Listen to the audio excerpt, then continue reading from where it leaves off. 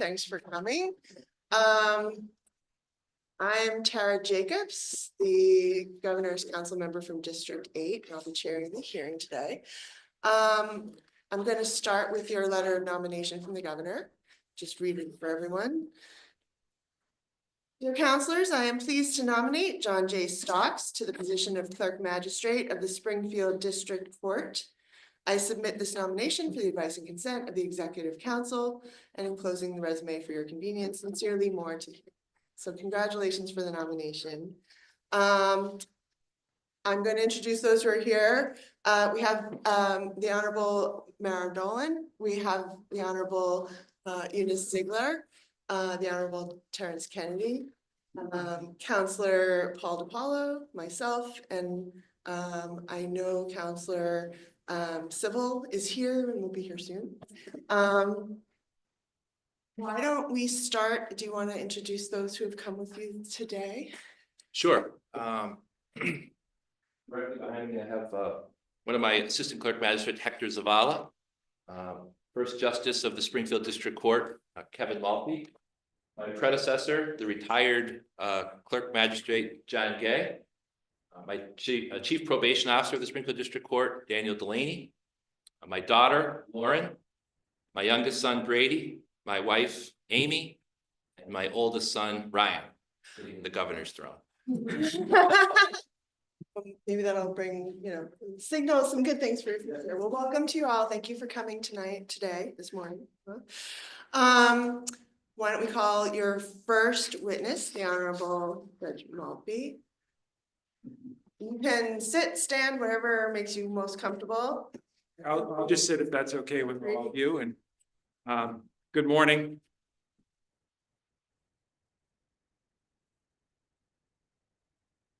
So as I've been introduced, my name is Kevin Maltby. I'm the first justice of the Springfield District Court, and it is my privilege to come before you all today in support of John J. Stocks for the position of Clerk Magistrate of the Springfield District Court.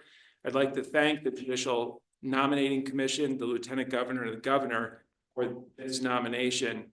I've known Acting Clerk Magistrate Stocks since 2006 when I was in private practice. I had numerous opportunities to come before him. He was fair, professional, and had an excellent demeanor. I began working with him when I was confirmed as an Associate Justice of the District Court in 2018, and since 2021 as the first Justice of the Springfield District Court. Acting Clerk Magistrate Stocks has 31 years working in the Springfield District Court, which continues to be one of the busiest and most challenging courts in the Commonwealth of Massachusetts. It serves the cities of Springfield, West Springfield, the town of Long Meadow, and has the MGM Casino within its jurisdiction. The case volume and filings reflect a community impacted by substance use disorders, violent crimes, domestic violence, housing issues, economic challenges, and people afflicted with mental health issues. Jay's experience makes him uniquely qualified to lead the court. He possesses the work ethic, is fair, honest, professional, and instills public trust and confidence. During the nearly 4 years we have worked together, in my role as first justice and his role as first assistant or acting clerk magistrate, we have encountered issues that, frankly, I never saw coming. For example, working through the COVID-19 backlog and the building issues, conducting jury trials at a movie theater one summer, a sick building afflicted with instances of ALS and cancer, a 2-week closure for mold in which we had to relocate the entire court to 2 separate courts in an effort to continue to serve the community, a chronic shortage of attorneys dating back to 2004, and currently, and I want to thank the Healy administration for their commitment to giving the Springfield community a new justice center and working in that. With all of that experience as background, he has demonstrated over his career that he knows what it means to be a public servant. He started a pilot program for minor motor vehicle offenses to divert them from going right to criminal complaint and instead send them to a show cause hearing in an effort to have people resolve those matters at show cause. In addition, he continues to run a one-of-a-kind e-court counter at the Springfield District Court, where there is an open Zoom socket And it is staffed by a clerk who sits there and mimics a virtual clerk's counter so that people can have access to justice. That is extremely important to him. He also worked with me in 2013 to establish a district court lawyer for the day program to help individuals navigate the civil proceedings. He works diligently to support and assist administering the specialty courts that we have in Springfield, which include the CAST program, which is for mental health, the CAST program, which is for substance use disorders, recovery with justice for individuals challenged with mental health issues, as well as the emerging adult court of hope. In my role as first justice, he is excellent to work with.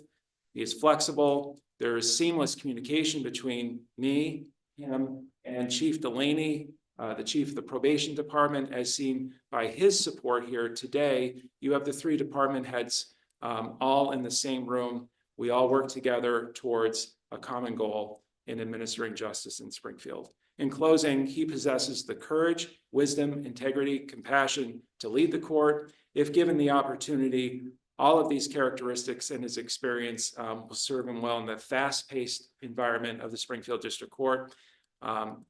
Candidly, I urge you to confirm his nomination. Thank you for your time. Absolutely, Councilor Kennedy. Welcome back. Thank you. I'm surprised that you came back, and most people don't wanna. I have to admit, there is some trauma entering the room. But, I remember Clerk Gay's hearing, it went very smoothly, there was no issues that came up. When are you moving? when am I moving? The court. Oh, Not you, the court. the court, I am That's what hoping. we're talking about here. I am hoping that it's a public-private project, and so it is not something that is run through the trial court. It's going to be run through DCAM, and there's going to be private individuals involved. And so Tell me about, I'm curious, tell me about that. I'm hoping that it will be by, Private companies are building public buildings, they're gonna own part of it or all of it, or? from what I understand, it's a lease situation where it's going to be leased to the Commonwealth. Right? Well, it takes care of the maintenance costs, I expect. I Maybe they'll actually do some upkeep on the building when you move in there. Well, What's the target date? I don't know. I don't have the answer to that question. It's probably been 20 years plus since I did a case in Springfield, at least.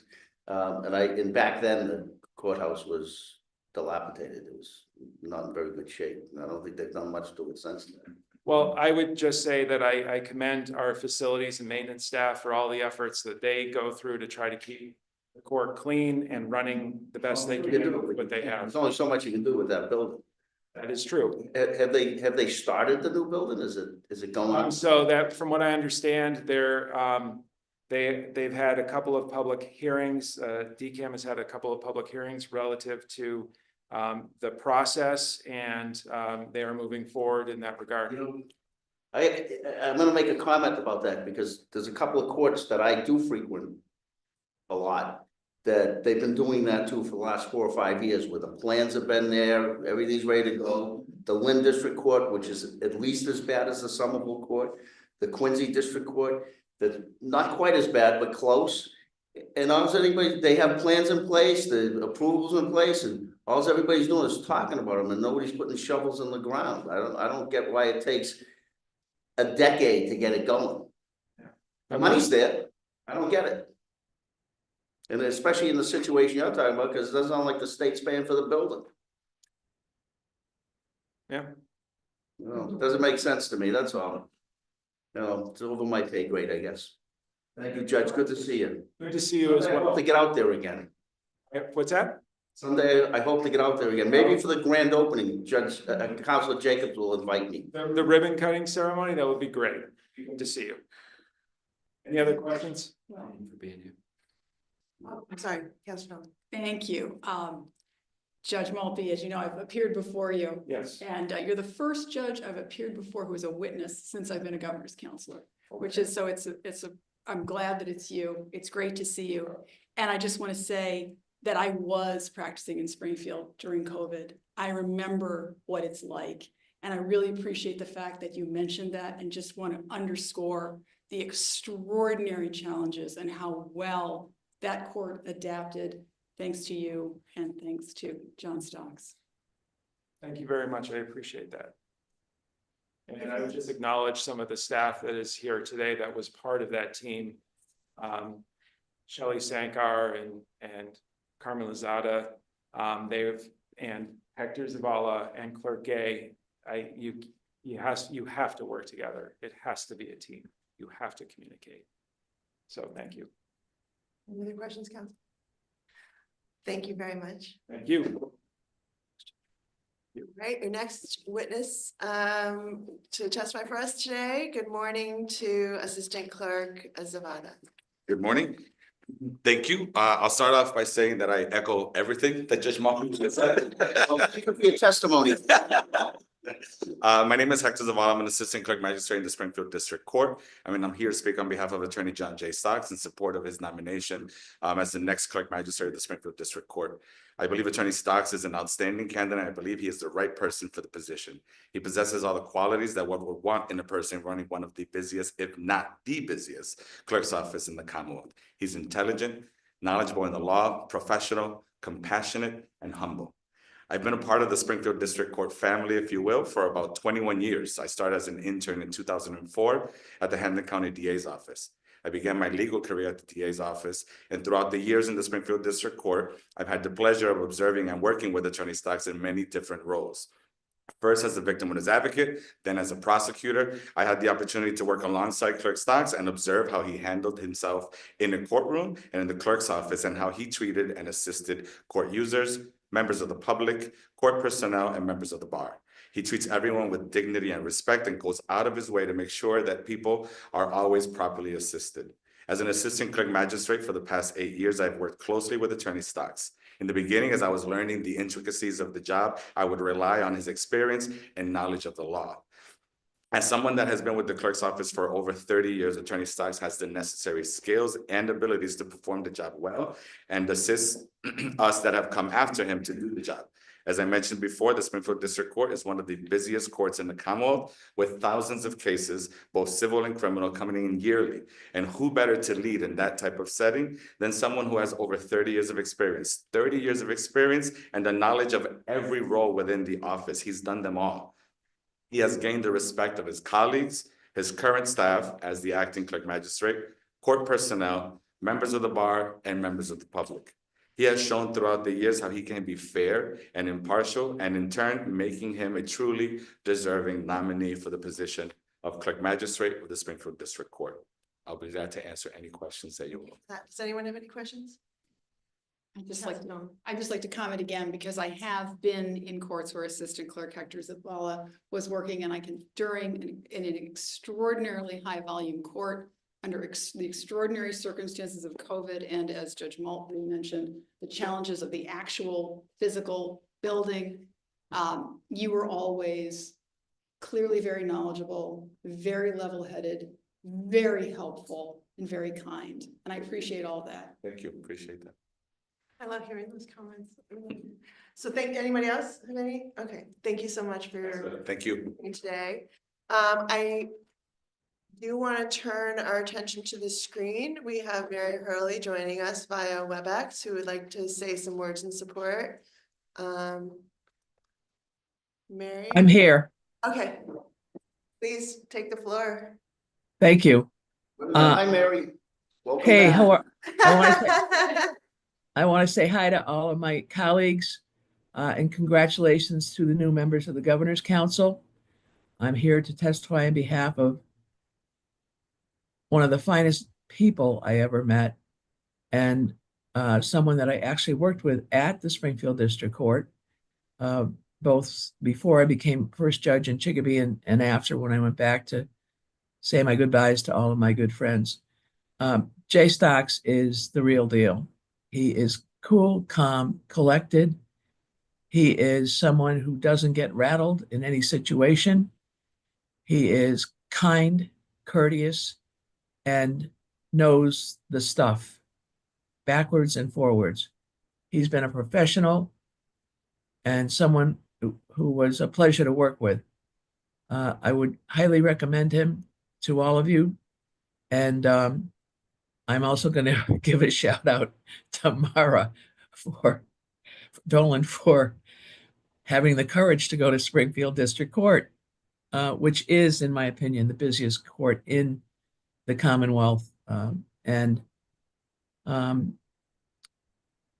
somehow or other, with the leadership of the prior first justices and the present first justice, Kevin's doing a great job.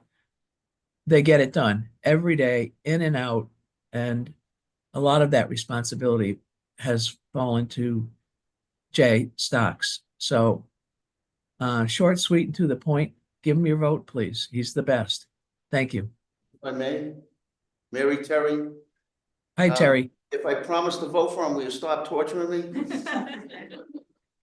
Torturing you is part of the pleasures in life.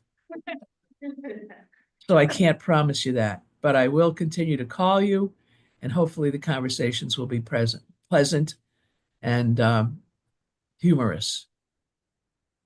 Anyone else have any questions for this witness? Thank you so much for joining us. Really appreciate your adding your voice to this proceeding. With that, is there anyone else here who came to say something in support? Is there anyone here who came to say something in opposition? Seeing none, I'll turn it over to you now for your personal statement. Thank you.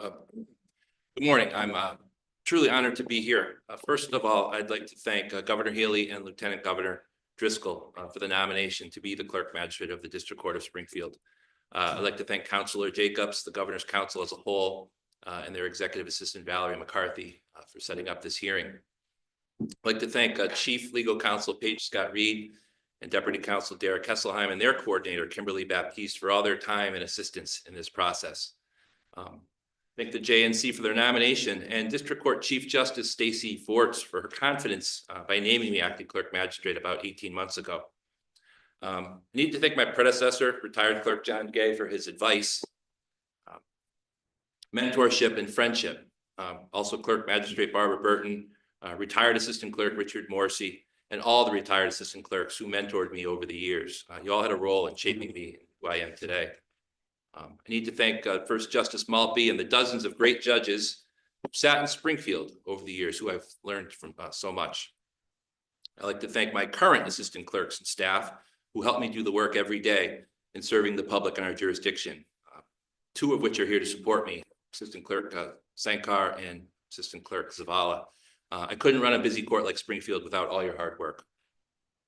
Last but certainly not least, I got to thank my wife of 26 years, Amy, who supported me throughout my educational years, my career, and has given me 3 wonderful children, Ryan, Lauren, and Brady, who are all here today. I was born in Springfield and I was raised in the neighboring city of Chicopee. Growing up, I had one younger brother and we attended parochial school from kindergarten through 12th grade. My father was an attorney. My mother stayed home for our formative years, eventually returning to the workforce as an administrator at Springfield College. My parents instilled with me a strong work ethic as a child, making me work a paper route, caddying every weekend at a local golf club. I played basketball in high school, was a pretty decent student. Upon graduation, I wanted to attend Boston College, and I was accepted. However, one of the great benefits of my mother's job at Springfield College was a college tuition exchange program.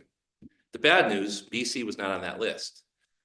After some consternation, I was swayed in a not so gentle manner that it was in the best interest for all that I pick a school that was on the list. I chose Syracuse University and it was a great decision. I majored in English and we enjoyed beating Boston College handily in football and basketball for the next 4 years. By this time, unbeknownst to me, my father was having some issues at his law practice and it was affecting my parents' marriage. These unforeseen stressors at home resulted in my having to take a gap year after graduating from Syracuse. Not having any educational plans for the fall, I was encouraged to go down to the Springfield District Court, which had an opening for a position in the clerk's office. I was hired by Clerk Robert Fine as an entry-level procedures clerk in the civil unit. At first glance, it didn't seem like a great fit for me, and I thought I would be at this job maybe for the summer, maybe a year at the most, but I enjoyed the work and I enjoyed the chance to help people. Well, that was 32 years ago, and I'm still there serving the public. By the next fall, that semester I was accepted to Western New England Law School, the evening program. So for 4 years, I worked full-time in the day, went right to law school at night. During that period, my parents went through a divorce. My dad got remarried and began a whole new career outside of the law. Meanwhile, 1998 was a big year for me. Got married, bought my first house, passed the bar exam, and planned on starting a family. With all that upheaval and change in my life, the clerk's office offered an attractive long-term career choice. I stayed with the clerk's office, and over the next 20 years, I received promotions and I mastered each aspect of all the positions. I also enjoyed the myriad of jurisdictional areas that the district court covered. It was rewarding to assist the public and attorneys occasionally through the various steps and to provide access to the justice that they sought.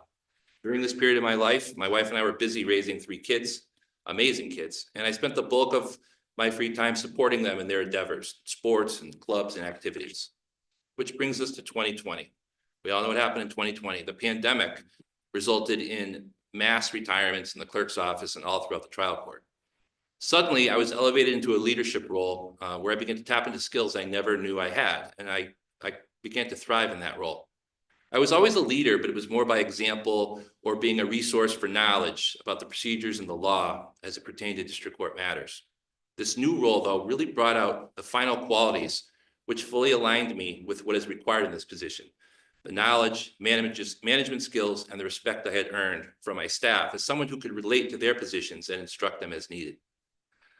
I think I'm an excellent candidate to lead this office and to continue to serve the public in the Springfield jurisdiction. Therefore, I humbly ask this honorable body for your confirmation of my nomination to the Springfield Magistrate of the Springfield District Court. Happy to take any questions that you might have.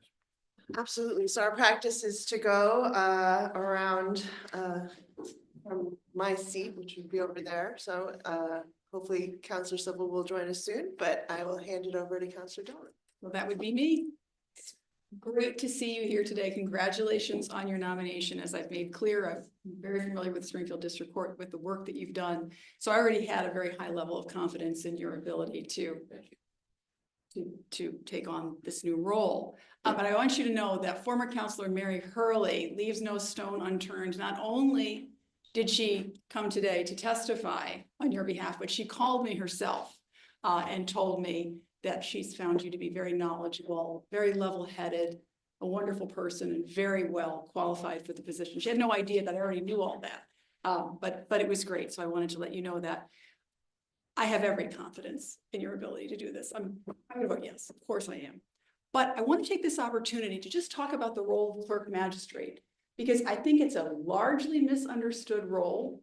If people know anything about clerk magistrates, it's that they hold clerk's hearings, and they don't really understand what those are and what the possible outcomes could be. So we talked about this a little bit when we spoke. Can you talk about the things that clerk magistrates can do in a hearing? That it's not just that you find probable cause or you make a finding of no probable cause. There is a third option. Of course there is. Then thank you for the question. I've always been of the opinion that at the show cause hearing, that's where you can, a clerk magistrate, assistant clerk magistrate has the opportunity to really do some good. And one of the things I've always done is after the complainant or the police officer gives their, they give their side of the matter, before I even turn to the defendant, I always ask them, so what is it that you're looking for here today? Some complainants, they just want an apology, or maybe they just want some restitution. Some people just want to be heard. They don't even care if the complaint goes forward. Maybe they just want to stay away from me for 6 months, and I don't really need to go forward. The district court is the court of second chances, and sometimes the complaint just needs to go forward. This is something that the district attorney really has to have a role in deciding how this outcome. But the bulk of those cases we try to resolve there. If it's motor vehicle, do they resolve their issues with the registry? Police officer have a problem with dismissing it. They got their license back, or the car is not registered. We do that all the time, and that's something that all my assistant clerks, I think, aspire to do. We don't need to be giving people criminal complaints and adding to their query entries. Thank you. I really appreciate that answer. I think when public safety is a question, that's different. But when there's no risk to public safety, prosecution isn't always the best path forward. And that is something that we recognize when we talk about diversion programs. No one talks about clerk magistrates playing a role in diversion, which is, I think, what you're talking about. It's another way it's another form of diversion program. So I really appreciate your comments. As I said, I will vote yes, and thank you and congratulations. Thank you. I'll pass it to Council Ziegler. Thank you. Good morning. Morning. Great to meet you in person, and thank you for taking the time to call with me. Absolutely. To this hearing. So I enjoyed our conversation. Yeah, the opening of our conversation talked about your years of experience, which is clear. That's been touted by your witnesses. And it's just clear within your questionnaire that you provided here. We've talked a lot, this morning about in this hearing about how busy the Springfield court is, and in your questionnaire and also in our conversation, you talked about the efficiency that you bring to the table and that you lead. Can you talk a little bit more about that? Sure. So Chief Justice Forts, the chief of the district court, has really made it a priority to get time standards in order and make sure our cases aren't just lagging on for years and years. And with Judge Maltby's help and his focus, we really want to make sure we give firm trial dates, and we don't want the court to be a reason for a continuance. If jurors aren't available or witnesses aren't available, that's one thing. But the court's going to have a date. We're available. We have a courtroom, a clerk. We're ready to go. My role in that is we're a little short-staffed. So if there's 3 trials on and all 3 say they're ready to go, Judge Maltby is like, open up another courtroom. We're going. Get me a clerk. And a lot of times I have to pull from another thing. I have to jump in myself into a magistrate session to free up a session clerk or somebody. So the collaboration we have with the judge's lobby has really brought our efficiency into line and got our cases that have been just languishing, especially the firearm cases, the more serious cases. We've dropped down to levels that the Springfield District Court has really never seen. We've always been kind of the court, the lumbering dinosaur of court. It's just so big, but we've really focused it and gotten the getting the percentages at great levels. And I think the chief's happy. Judge Maltby works really hard every day. He's looking up the stats and seeing where we are. So we're in a good position right now. And in your role, your current role as acting, what would you say is your greatest accomplishment? My greatest accomplishment is acting, I think, is how we've turned over the office to a staff that's diverse and able to meet the needs of the population that it serves. I've always been a proponent that the clerk's office, the probation officers, they need to reflect the community that they're in. So for Springfield, it needs to be reflective of who lives in Springfield. And we've worked really hard to get a really talented staff. Makes people feel welcome when they come in. They see people that reflect their values and ready to make people at ease, so that when they come in, they get access to justice and they feel like they're being heard by someone who can relate and have empathy to their situation. We talked about the challenges that face the role and the resources that are available. And when asked what resources you feel were most limited, you expressed access to interpreters. How would you see yourself looking to expand that access or looking to impact that resource? It's a constant struggle with the interpreter services. We have just every day, it seems like a different language that we're struggling to get a translator to come in so we can get our sessions going. And it's frustrating. It's frustrating for plaintiffs and restraining orders, who we have to delay and delay. We're using technology. We have language line. We'll Zoom, and people are Zooming in from all over the country for diverse languages that we just don't have the staff for. But if we could just get simply, an extra Spanish interpreter who's in the building that day, that would help. I know that's really that's above my pay grade, but we try to be nimble. Someone's at the counter and we can't talk to them. My employees, they'll pull out their phone and use Google Translate just to kind of get an idea of, where is this person? What do they need? Where are we sending them? Maybe they're in the wrong office. but we're always willing. We gotta make sure that, we help people when they come in, because they're always, under some sort of stress, and you gotta direct them to the right area. Appreciate that because, as my fellow counselor noted, not many people know about the clerk magistrate role, but it has such impact, right? There are a lot of folks that will come before you that may not even see the court, and that the decisions that you and your colleagues make can, significantly impact their lives. So I appreciate that you're mindful of resources such as language, access, barriers, and how you dismantle that, and understanding the efficiency piece, which is something that all courts struggle with, right? Making sure we're getting through cases in a way that is not imposing trauma, and that is at an expedient rate, out of respect for the folks that come before you. So I appreciate the conversation. I do want to note that we got a number of letters of support for you, for your candidacy as well. One of the letters was signed by 14 signatories, all women practicing within the law. I'm not sure if you've seen them, but I'd be happy to give you a copy of them. I haven't. I've heard about that letter, and I gotta say, I did not advocate for that.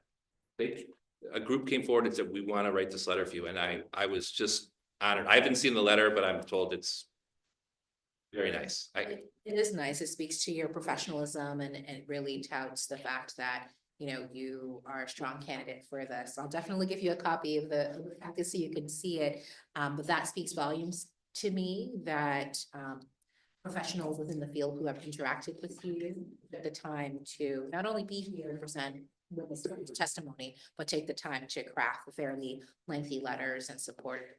So thank you for putting your name forward, and congratulations on making it to this stage. Thank you, Counselor. Thank you. Well, you know what? I'm actually going to back up Alyssa. First, welcome, Councilor Ionella has joined us. Do you want to, we just kind of skip Yes, a you? couple of questions. First of all, most important, I got 2 calls. Better do it. I said, whoa, whoa, whoa. Former Governor's Counselor Mary Hurley thinks the world of you. Thinks the world of you. She is. You don't have a better supporter, bigger supporter than Mary Hurley. I want you to know that. She's gonna try to be on Zoom today. She was. Spoke. Yeah. She's there. Yeah, she's great. I have a lot of respect for Councilor Hurley. What's your position on conducting hearings through Zoom? I think first in Springfield, we do all our civil, all regular civils on Zoom up to trial, obviously.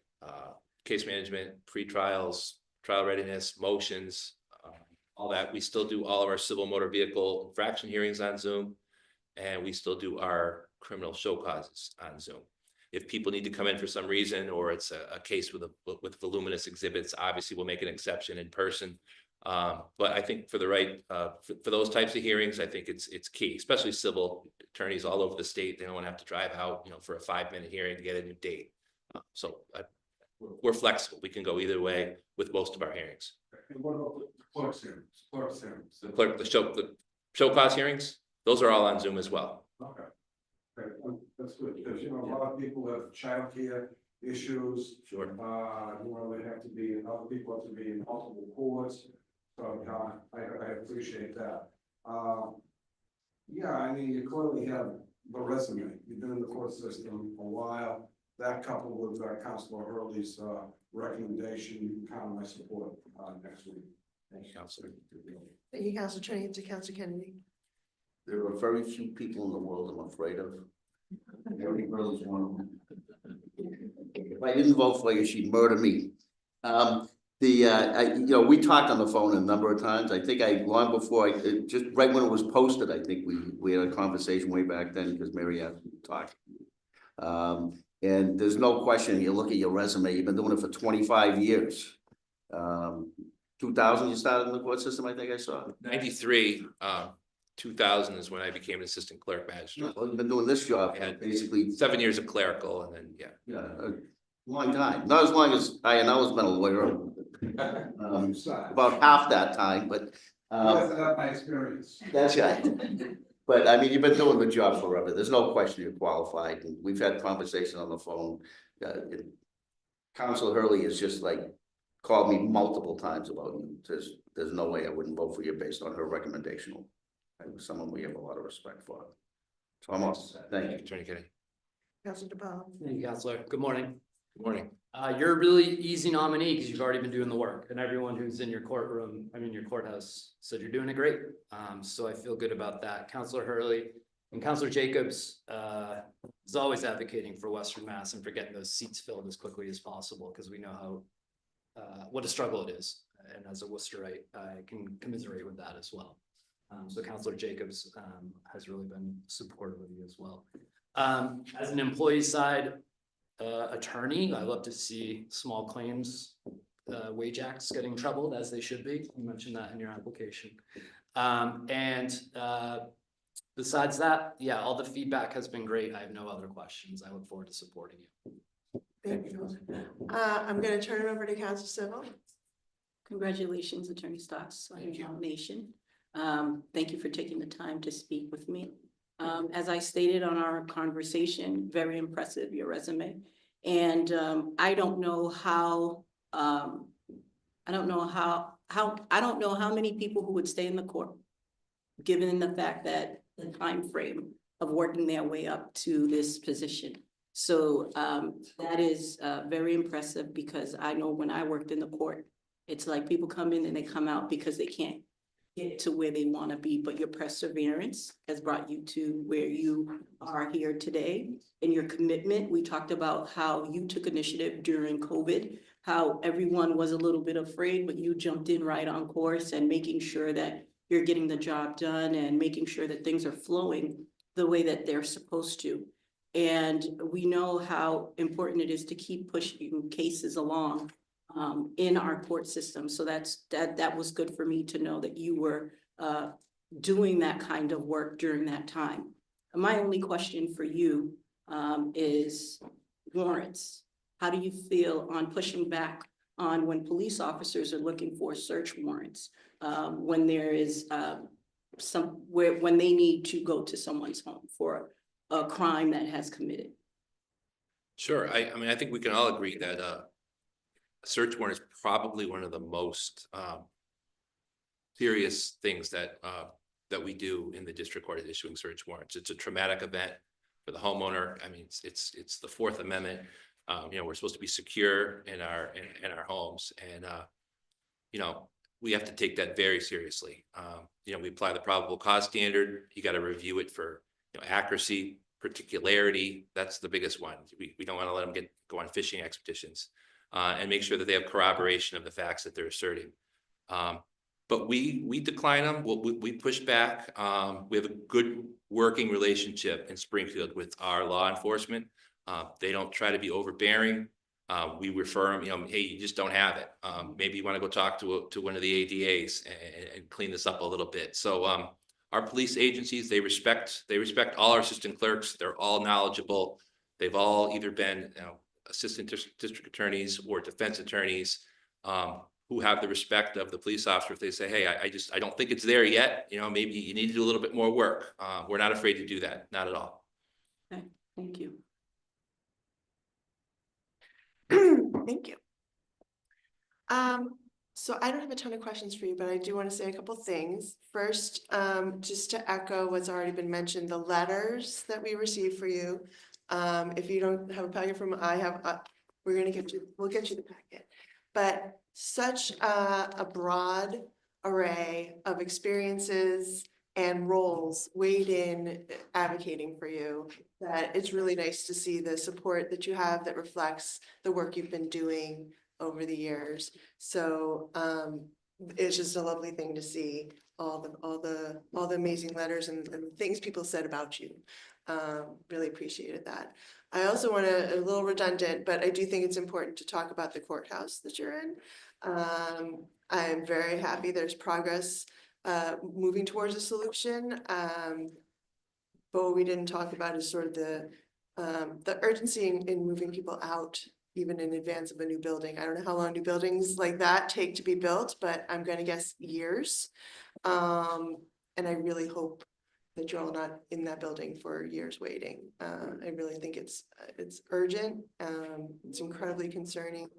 And I want to thank you and everyone who is here today, who has put many years into that building, for showing up and continuing to work in a building that's really just had so many issues. If I could, I'd like to recognize my good friend, Representative Mike Finn, who was a court officer in that building, and now he's been a representative for about 15 years. He's been working hard on his committees, trying to get it through. So it's moving. I'm optimistic that Let's get them back in that movie theater. Let's do something, get them out there. But no, I just wanted to call attention to it because it is of such concern and such a pressing need, and just validate that, you know, despite being, maybe because outside of Boston, where it's split up over multiple locations, the Springfield District Court, I hear it from every source, and the statistics confirm how busy your court is and how much you're handling through that courthouse. And so, like I said, we've had good conversations for a long while now. I was very happy to get your nomination from the governor. So I don't have more questions for you today. But we do have one more question today from, or comment, or. Just a comment. I just wanted to acknowledge, when I saw your witness list, I was excited to see Clerk Magistrate Burton, who's not here today. So I hope all is well. But she's in Florida. That's why we were pushing for last week. I really wanted Barbara here. Great. She's a good friend. her support means a lot too. So I just wanted to mention. Thank you. Yeah. Thank you, Counselor. Absolutely. Does anyone have anything else they'd like to bring forward? Okay, so with that, I will close out your hearing, but congratulations for your nomination. I'm so happy you all joined us today. So I will close it there. Thank you.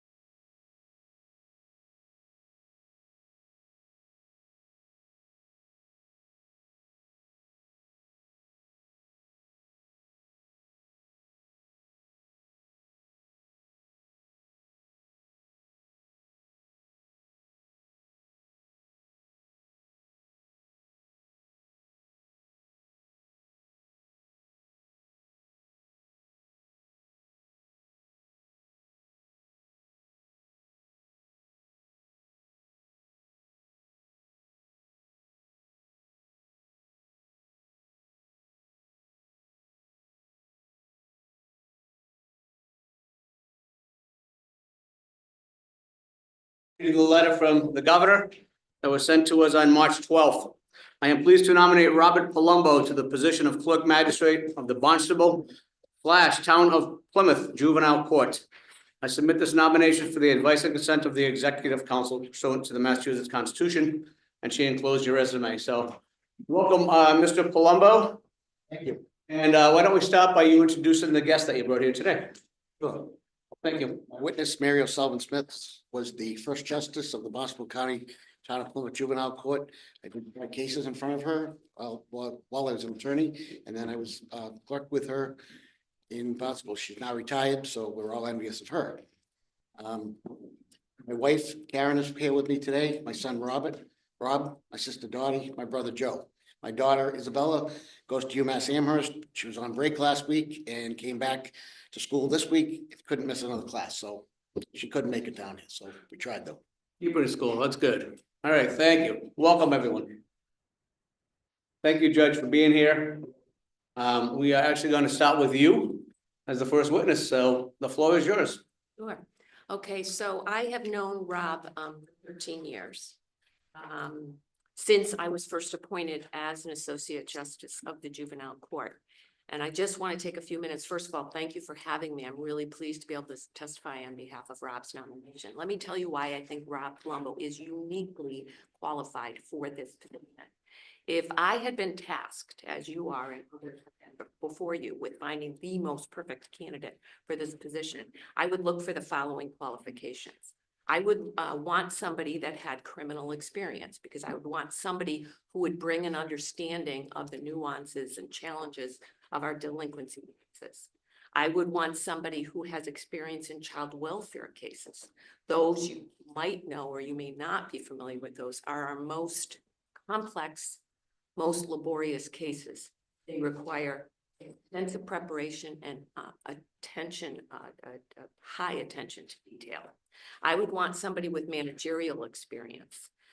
As you know, the clerk magistrate has to navigate the challenges and needs of staff who are entrusted with high volume cases. And the clerk is entrusted with ensuring the efficient operation of a busy court, sometimes a understaffed busy court.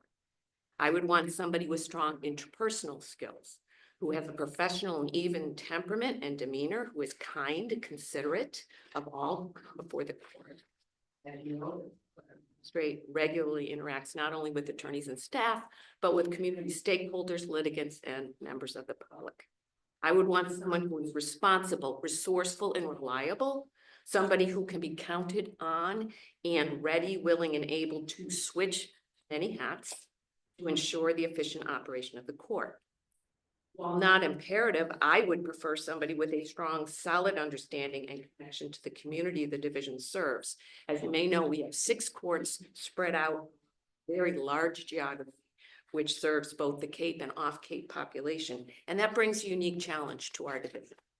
And Rob is fully familiar with that challenge. Above all, I would want someone who not only understands, but who is fully committed to the mission of the juvenile court, to promote the safety and welfare of our children and families, and to do so with compassion and sensitivity to the needs of the litigants. Rob is all this and more. Over the past 13 years as Associate Justice and more recently as First Justice, I observed Rob in various roles. I had the opportunity to preside over countless child welfare cases handled by Rob as attorney for the Department of Children and Families. He is a superb and highly competent attorney who handled his cases professionally and, most importantly, with compassion and empathy for all of the children and families before the court. As assistant clerk, Rob was a very quick study. He quickly learned and mastered the clerk's function. Rob has excelled in both of these positions, and as acting clerk magistrate, Rob has continued to excel at putting the needs of the court and those of the court users first. His primary focus and priority. He is kind and caring when meeting with those seeking help from the court. And let's remember that this is often their worst day. I think when at the end of the day, a litigant, a user, regardless of how a case resolves, wants to be heard. And I must emphasize that it is truly Rob's kindness, his compassion and empathy, and his ability to listen to people when they come to court on a very difficult day that stand out in my mind. So while I would say no doubt one could find candidates who meet some, if not many of these qualifications, I highly doubt you could find another candidate who possesses each and every one of these qualities. And let's remember that he's been doing the job and doing it extremely well for a year and a half. So to sum up, I can say that over the course of my 13 years on the bench, I could not identify a single person more fit for the position of clerk magistrate at Barnstable. Thank you, Judge. That was outstanding and succinct, unlike some other witnesses who they think they're getting paid by the hour, especially the probate ones that come in. Huh?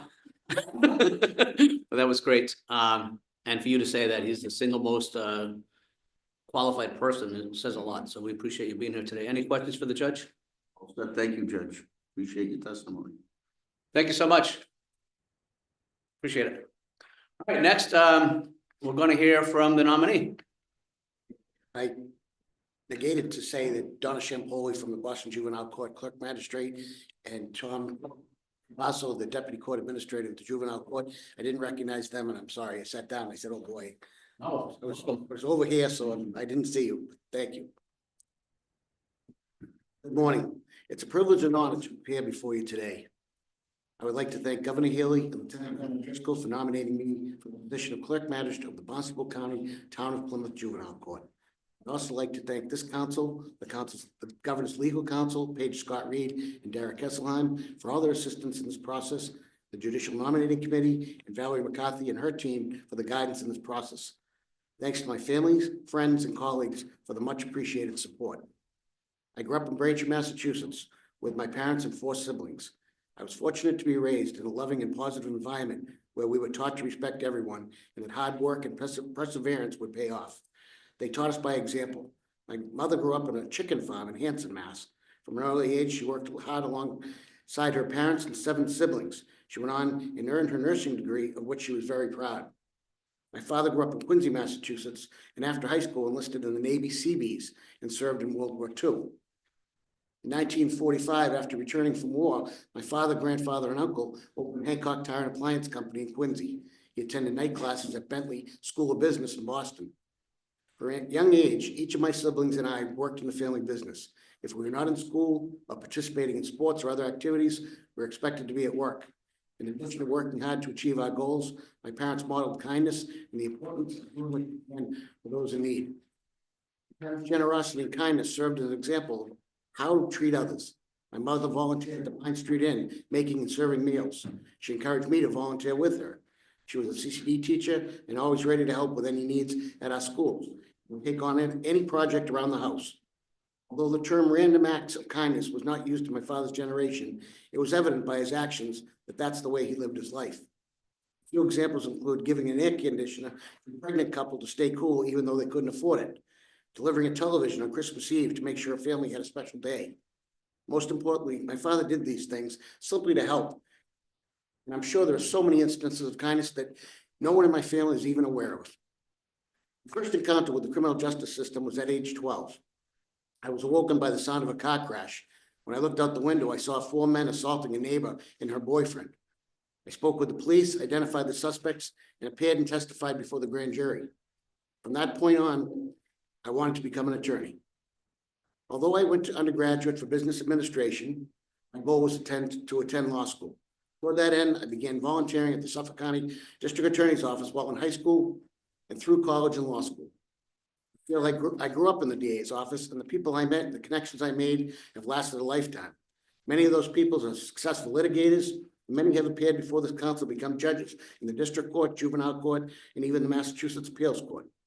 In addition to that, I met my wife, who was working at the Dorchester District Court Clerk's office during that time. And we have been together ever since, almost 40 years. My experience at the DA's office was extremely challenging and fulfilling.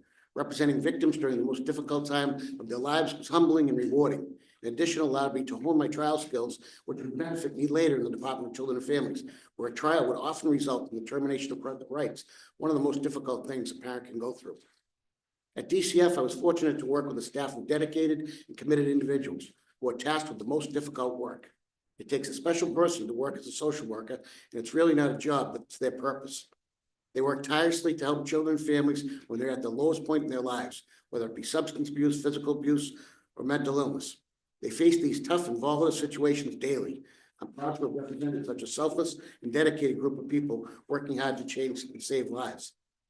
With my transition to the assistant clerk magistrate, I continued to help children and families. Very important for me to put children and families at ease and help them find a solution to whatever they are dealing with. Many people may not be aware of possible resources available to them and may be unfamiliar with the court process. It can be very intimidating and scary. Listening to parents or children's concerns makes them feel heard and not alone. That's a priority for our staff. In my role as the magistrate conducting hearings, every child is treated with respect. I remind them that they may have made a bad decision, but it doesn't make them a bad kid. It's a great responsibility to have such a possible effect on their futures. I make every attempt to help them see options they have or a different choice they could have made. It's sad to see the way kids treat each other, not knowing what's going on in another's life. I tell them that no one wears a sign that tells people what they're going through. Maybe a sick parent, a divorce, abusive home, mental health issues, gender dysphoria. Everyone is dealing with something at some point. My goal in conducting hearings is to reach a resolution to their case to make sure it does not negatively impact their future. One of the lighter things we do each year in our division,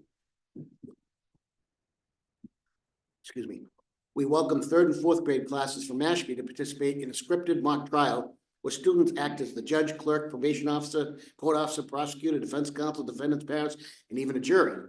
It's amazing to see the talent that the children display while portraying their different roles. It's great to see a spark of inspiration, realizing they may be the future generation of attorneys. Again, I thank you for your time and consideration for the position of clerk magistrate. I'm truly grateful to be here today, and I look forward to continue to make a difference in the lives of children and families. I'm happy to answer any questions you may have. Thank you, sir. Anyone else here to speak in favor of the nominee? Anyone else? Anyone against the nominee? All right, we're going to close that part of the hearing, and we're going to move on to the councilors. Councilor Civil, do you have questions?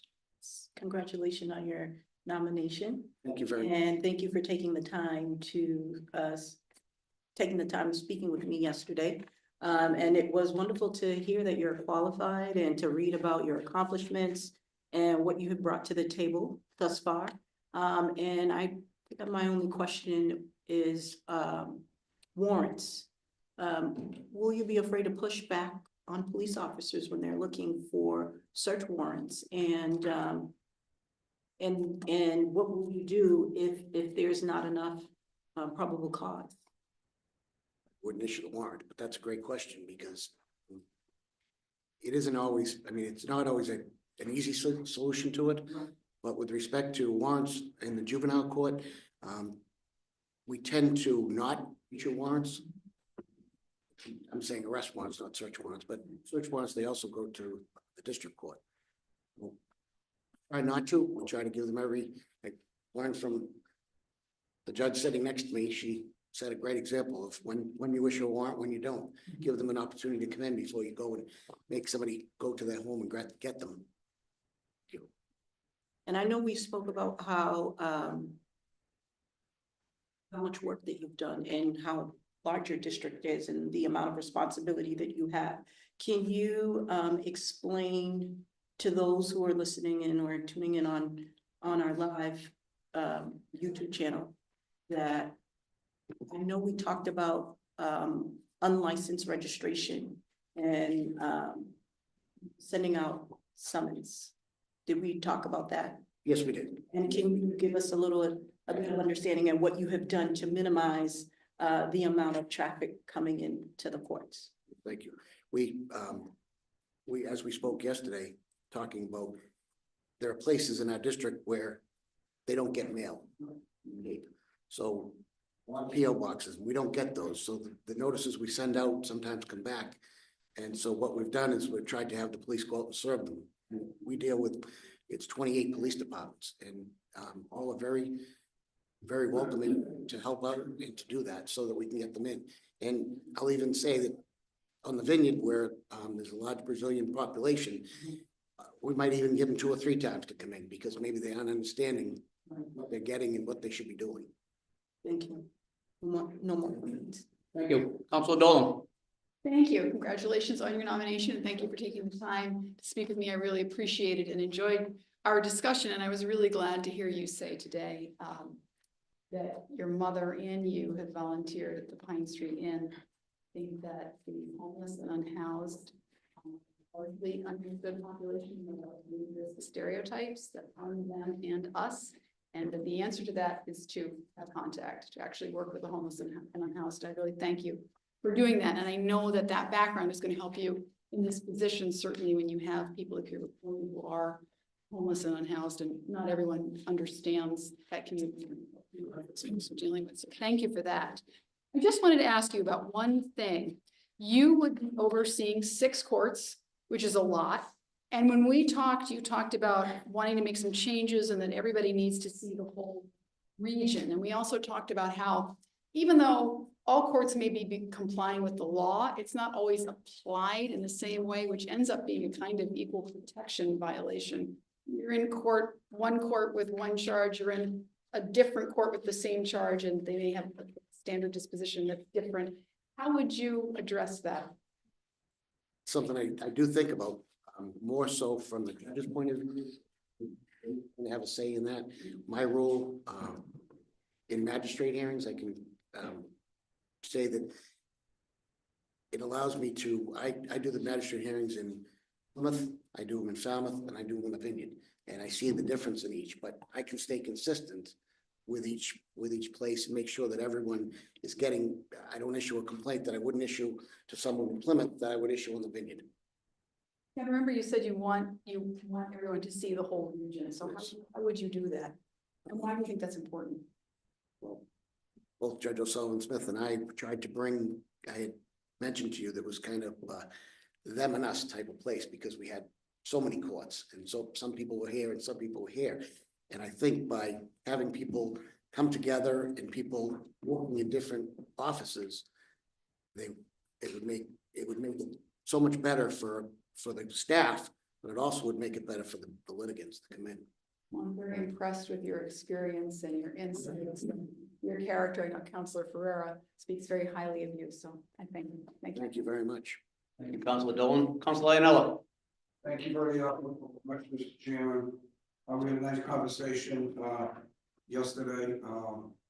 Clearly, looking at your resume and hearing the presentation today, you're clearly qualified for the position. You've been either the acting or the assistant clerk magistrate, I think, for the last 10 years. Correct, sir. You're doing a great job. The judge spoke not only of you, your Counselor Ferrara. Nobody is more supportive than Counselor Ferrara. He's a strong supporter, and that means a lot to me. Also, I got a call from Judge Pino. I have a lot of respect for Judge Pino. He's doing a great job. So with all that, next week, when we get come before us, you can count on me for support. Thank you very much, Counsel. Thank you, Counselor. Counselor Ziegler. Thank you. Thank you so much for being here today. Congratulations on. Thank you very much. For taking the time to speak with me anytime. When we spoke about your 17+ years experience and how you interacted with all 6 departments. We spent some time also talking about some of the challenges, in particular challenges relative to staff. And I really enjoyed your answer in terms of how you engage staff and how you try to, boost morale and ensure that that staff are there and they're dedicated, they have the resources that they need. Can you speak a little bit more to why you feel that's important? Staff to be recognized, and this is something I believe in very deeply. Recognize the staff of what they do. They're the ones that are on the front lines. Yes, I am behind them, and I'm there to assist them in every way, but they do so much that people don't have any idea what they do. And especially in the juvenile court, because everything's confidential. But to be able to have someone come in the clerk's office and be welcomed, and I say to staff all the time, if you were bringing your child to a doctor's office for the first time, what would you be thinking of? How were you treated when you got there would make it so much better. You go up to the window with your child and you're here for an appointment and they're grouchy or crabby to you, then you have a bad experience from the start. So that's something I've worked with staff on, and I think further education of the staff is important. Thank you. And I appreciate that perspective, because one of the things that I tend to ask candidates is how they would approach minimizing trauma of the individuals that come before them. And a key part of that is ensuring that the front line of, who they're interacting with is a experience that is wholesome and not an experience that is aggressive or degrading in any way. And so a big piece of that is ensuring that the staff have what they need to be able to sustain that type of environment. Can you talk a little bit more as to what draws you to this role and what draws you to doing this work? What draws me to it is that I think that everyone that comes in have needs, and we try to meet those needs. That's very important. When it comes, and you mentioned trauma, you understand a little bit more about the person before you make a judgment. I think is very important. But thank you for the question. Words, and especially since you're, primarily in our conversation, you said you're primarily dealing with CRAs and care and protection cases. So this is, working with the youth, right? Most vulnerable, so ensuring that, it's clear that there's passion there, right? Because you've been doing this work for some time, so I do appreciate that. And with that, I enjoyed our conversation. I appreciate your testimony today, your testimony as well. Your experience speaks for itself, so I thank you so much. Thank you. Thank you, Councilor Ziegler. Councilor Kennedy. You didn't take my advice about panicking, though. I am inside, don't worry. We had a very, very long conversation on the phone and talked about a lot of folks that we both know and have known for a long time. I got a call from Paul Pino as well. And I told you how I started up here when I was a kid. Paul was with me. I worked with him. I have a lot of respect for him and his calling. I also got a call from Bob Kelly, assistant clerk in the Barnstable District Court with the BMC, who I've known since I started practicing law 42 years ago, who I have a lot of respect for about you. There's no question, you've been doing the job, you're qualified for the job, and everybody says you're doing a great job with it. Just keep doing a great job. Hopefully next week. Thank you very much, sir. Thank you, Councilor Kennedy. Councilor DePaulo. Thank you, Councilor. I neglected to mention what a supportive Council Ferrara is as well. The juvenile court's very, very important to him down the Cape, especially having been a police officer down in the South Shore all those years and the chief. And he was very, very supportive of the nomination. You get the chance to shape a lot of lives. Councilor DePaulo. Everything Councilor Kennedy just said, good morning. Good morning. Including about Councilor Ferreira, who has spoken What about about the panicking? juvenile court. What about panicking? You agree with that? You should panic? Yeah, probably. Yeah. There's been interest on the council lately about kind of understanding juvenile court better, and CRAs is one thing. Children requiring assistance. And I know in your role, your present role, right?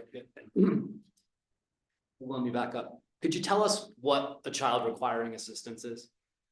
Okay. Something that I deal with all the time. Right. It's a petition if a child is in need of services. And who's gonna offer that petition? Assistance, a parent or a school can file them, and then a police department also could file one for on a sexual trafficking type of situation. Parents come in, and the role of the clerk magistrate or an assistant clerk magistrate is kind of the gatekeeper of it. They meet with the parents, they sit down, they listen to what the parents have to say through the legislature. We are supposed to send them to a family resource center, who has every county has one. And we try to get, then when I feel there's enough evidence for it to come in, I accept the petition, and then the probation department really does the hard work with it. And is there, so if a parent's coming into the court, it's the clerk's office that's kind of the juvenile clerk's office? It all starts with the clerk's office, yes, sir. And so is there advice that's giving or consult, or at least, or what is it like? Is it informational to the parent? Here's what will happen if you decide to go forward with this? Informational, but I would say 8 out of 10 times the parents are in tears with me. Right. So it turns into more than just that. And It's a crisis moment if they've made it that far, right? it's something they don't take lightly. They don't want to get involved in the system, but they have nowhere else to turn. So I'm able to they're dealing with a lot, and I'm able to get a lot of information as to why they're here and what they need. Right. And what they're experiencing. And are there times when you would think that maybe that it's not the right moment for them to file this petition? Like there's some other, I know you said refer to the family resource centers. Are there times when it's like, this is a real problem, a real crisis, but this is another avenue to take rather than filing this petition? Well, the legislature had set it up. I will say that it's very difficult to send someone to a resource center when their child's been hospitalized 3, 4, 5 times. And they've tried everything they've tried, been through all those services. It's hard to say, here, go here. I'm not someone who says, oh, go there, do that. I'll take care of it. I'll help them. And even if we can't help them, we work very closely with the probation department, an excellent probation department in Barnstable County, dedicated individuals. And they'll sit down and just talk to me, even if we can't provide them services, we'll still see what we can do to help. What happens if the parent does file a petition? What's the next step? They file the petition and we put it out. We continue it for up to 15 days. During that time, the probation department has the people in, and they'll have the family resource center there, the Department of Children and Families, and try to offer them services and get an idea of what needs to be done with the family and how it can be done. And then it goes into court. And what happens in court in a general sense? The first time in court, the probation department and the parent present the case to the judge, and then the judge decides where it goes from that. What are some of the options the judge would have? There's 2 routes. It's a formal route or informal. In most cases, for the most part, start out informal. Sometimes they turn to formal. Form, as it said, it doesn't need to be explained what formal and informal, but that's the way the case goes through the system. Thank you for walking us through that. Is there a CASA organization in your region? There is not. Are there any are you familiar with? Yes, I did work in Boston in the DA's office, so I'm very aware of that. Are there similar, I don't know, are there similar organizations in your region that provide that kind of? No, there are not. Okay. Is that a resource that you found in Boston was beneficial? In certain cases, sure, it could be Sure. very helpful. When it's appropriate. As I said, everything that Councilor Kennedy said, I appreciate you indulging my discussion. Well, thank you. Thank you. Councilor Ferreira, any further questions? Thank you. Thank you so much. Lastly, Councilor Jacobs. Well, second to last, I get to go. Oh, you get Thank you. Hi, it's nice to meet you in person. Yes, it is. Thank you. We had a good chat. I wanted to start, I think where we ended chatting about the resources that are available and the challenges that resources or lack of resources can pose for families and juvenile involved people who are either struggling with mental health, with substance misuse, trauma impacted in various ways, and what your perception is of in your area, which I already shared with you. I'm not particularly well informed, but what you have perceived and where you would like to see improvements around those issues. That's something that I've thought a lot about, because it's something we see all the time. with respect to mental health service and substance abuse services, we could use some help, the courts. Where they send a person that gets out of a treatment program, and they've only been there a week or two, and they send them to us to file a CRA, and they think that we have the answer. And if the treatment center didn't have the answer, then I don't know how the court's going to have that answer. But I welcome future resources. I think that it would be wonderful. Is there a gender impact around available resources, like for teen girls It's versus equal. equally available or scarcity? We did talk a little bit about racial disparities in the justice system, starting from first involvement through law enforcement and through the system. And so I wanted to give you an opportunity to talk about what power or what ability to affect change rides with the clerk magistrate's office in affecting like positive change there. I would definitely say empathy of the staff would definitely have an impact on that. I think that education around those issues is very important. Can you say more about that? In what way would education and empathy? Well, I think both for the staff and for the public, what we can do and why we're there. People don't know what goes on in juvenile court. No, for sure. I mean, being a closed court, for sure. Do you think there are ways in which the clerk magistrate's position can positively affect what we know are the racial disparities in our justice system? What in that role? What I have control of is the magistrate hearings over CR, whether they come in or not. As far as obviously the judges are making the decision as to, what happens. So that's really not the clerk magistrate's role. So you really don't see a particular role that the clerk magistrate. Other than the things I'm saying I have control over, magistrate hearings or CRAs or those type of cases.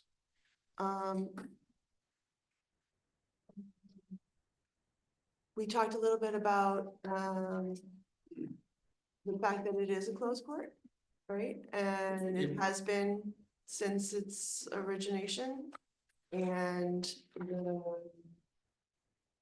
I think there's legislation right now discussing opening juvenile court to public and media. And I wanted to give you an opportunity to speak to your thoughts on the pros and cons. I think it's important that it's a closed court, but so I don't want to overly lead it, but what are your thoughts around that issue? Well, thank you for raising that issue. It is concerning because there is legislation pending. I think what some people aren't getting or don't understand is for a con is the fact that we do open the court to some cases, juvenile offender cases. So the more serious cases and the cases that would draw interest for people, it's already being done. And to have someone who is in for shoplifting, have their name all over the place, I think we're doing more damage to the child than we are helping the child. The juvenile court, we're not out to hurt children. We're out to help them, get them back on the right track. That's what we do. That's what we do. I feel very strongly about that. I appreciate that. I'll leave it there. Thank you. Thank you so much. Well, now I get to ask a lot of questions because we have plenty of time. Actually, I don't have questions for you. We've had a great conversation. It's funny when Councilor Kennedy said that you were going to panic, and when we first spoke, you told me you were nervous, and you're like the last person in the world that should be nervous. You're so highly qualified. It's unbelievable. But that's how you are. You're fastidious, you're caring, you don't want to mess up anything, and that's why you came to us nervous. But I just want to highlight some of the things you've done that we haven't talked about, because you did take the time to speak to every counselor individually, and I really appreciate that. But you were the acting clerk magistrate for 10 years now. You were the regional counsel for the Massachusetts Department of Families, where you did child welfare cases, open adoption agreements. You did National Adoption Day every year. That's a highlight of some of the things you do every year. You've done termination cases. You worked in corrections as an assistant district attorney for many years in Boston. You went out to murder scenes with the police and you were their attorney to make sure they did everything right. So, your, resume is just incredible. I also got a call from our friend, Judge Pino, who's now been on a bench. He reminded me the other day, 7.5 years. And I got a nice text yesterday from my friend down in Falmouth, Matt Quinn, Assistant Clerk Magistrate in Falmouth. So I do want to say, I think you're incredibly qualified. I think you can read the tea leaves here. I think you're going to be okay next week when we vote on you. And I want to thank Paige and Dara for seeing you through the process, and the governor, lieutenant governor as well. Mr. Chair, can I just say one thing? Yes. The clerk in Barnstable and assistant clerk in Falmouth rather tackled me when I was down there last week. I forgot to mention that. Thank you. I'm overwhelmed with the support I've gotten. It's very humbling. Council Iannella. Just a quick comment. Sure. I want to applaud Council. But those questions about CRAs was extremely helpful, thoughtful, and especially the folks watching on Zoom. Great questions, and you made it so much easier for people to understand. Thank you very much. All right, with that, the hearing's concluded.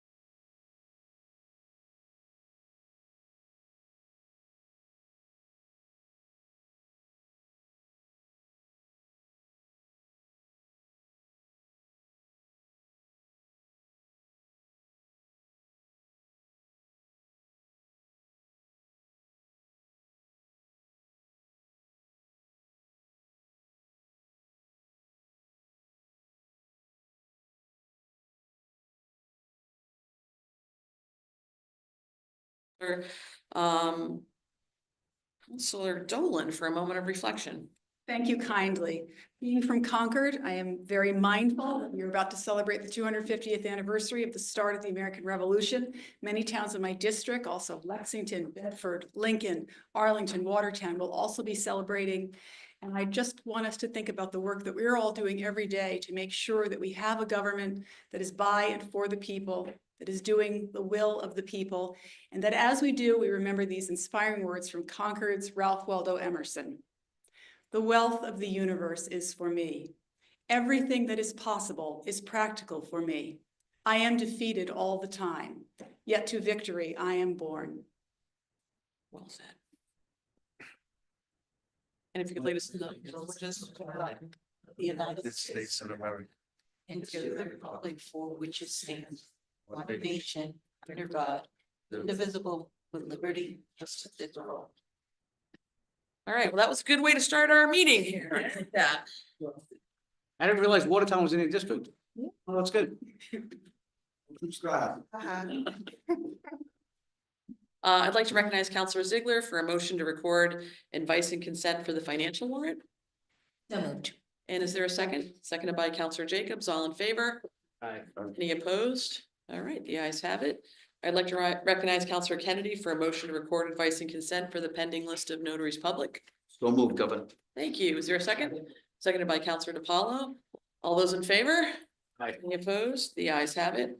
I'd like to recognize Counselor Civil for a motion to record advice and consent for the appointment of Andrew Hoffman to the position of Associate Justice of the Juvenile Court. Yes, Judge. I'm sorry. You will be a great judge. Take that as an official motion. Right. Is there a second? Seconded by Counselor Ziegler. Any further comments or question about Mr. Hoffman? Seeing none, I will ask Sonia to please call the roll. Counselor Ziegler, Yes. Counselor Kennedy, Yes. Counselor DePaulo, Yes. Counselor Jacobs. Yes. Counselor Ferrera, Yes. Counselor Civil, Yes. Counselor Dolan, Yes. Counselor Ianella. Yes. 8 members voting, 8 in the affirmative, the matter carries. I'd again like to recognize Counselor Civil for a motion to record advice and consent for the appointment Jeannie Reinhardt to the position of Associate Justice of the Juvenile Court. Yes. Motion's been made. Is there a second? Seconded by Counselor Jacobs. Any further questions or comments? Seeing none, Sonia, if you could please call the roll, that would be wonderful. Counselor Kennedy, Yes. Counselor DePaulo, Yes. Counselor Jacobs. Yes. Counselor Ferrera, Yes. Counselor Civil, Yes. Counselor Dolan, Yes. Counselor Ianella. Yes. Counselor Ziegler. Yes. 8 members voting, 8 in the affirmative, the matter carries. And I believe we have one new nomination, and that is for the Clerk Magistrate of the Dorchester Division of BMC, Dana Rutherford. Counselor Ianella, that's you, right? It's agreeable with everybody, April 2nd at 11:15. April 2nd hearing at 11. Wow, it's hard to imagine. We're just booking April, right? March is gone. Yeah. All right, I think that concludes all of our business. I'd entertain a motion to adjourn. Motion made by Counselor Jacobs. Is there a second? All those in favor? Aye. All the opposed? The ayes have it. We stand adjourned.